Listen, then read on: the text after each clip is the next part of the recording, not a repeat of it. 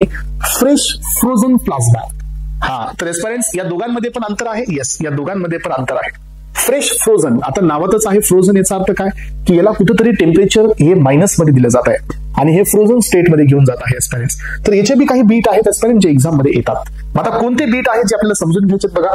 The fresh frozen plasma is a blood product. Fresh frozen plasma हा पण एक ब्लडचाच प्रोडक्ट आहे. So derived from the plasma portion of the whole blood. Whole ब्लडच्याच plasma पासून आपण यांना पिकअप करतो aspirants. Should be separated from the whole blood. हे पण होल ब्लड पासूनच आपण सेपरेट करतोय.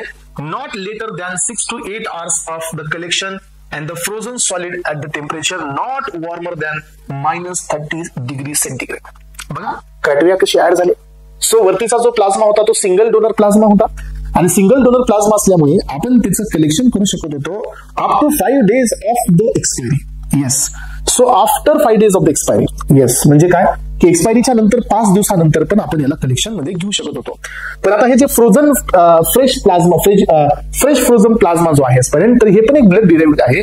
आपण याला ही टोटल ब्लड पासूनच डिराइव्ह करतोय. सर्व जे ब्लड कॉम्पोनंट्स आहेत तिथूनच आपण याला काढतोय.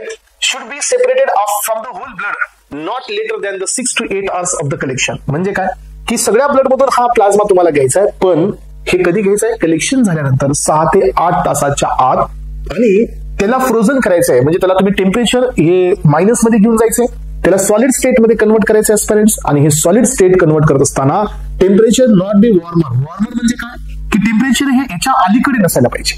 सो कशाच्या अलीकडे -30 डिग्री सेंटीग्रेडच्या अलीकडे टेम्परेचर नसायला पाहिजे. म्हणजे -20 -10 -2 -5 हे नसायला पाहिजे. सो हे टेम्परेचर पाहिजे -30 आणि त्याच्या पाठीमागे, जेणेकरून काय होईल की जो लिक्विड प्लाझ्मा आहे तो सर्व फ्रोझन स्टेट मध्ये जाईल, म्हणजे तो सॉलिड स्टेट मध्ये जाईल.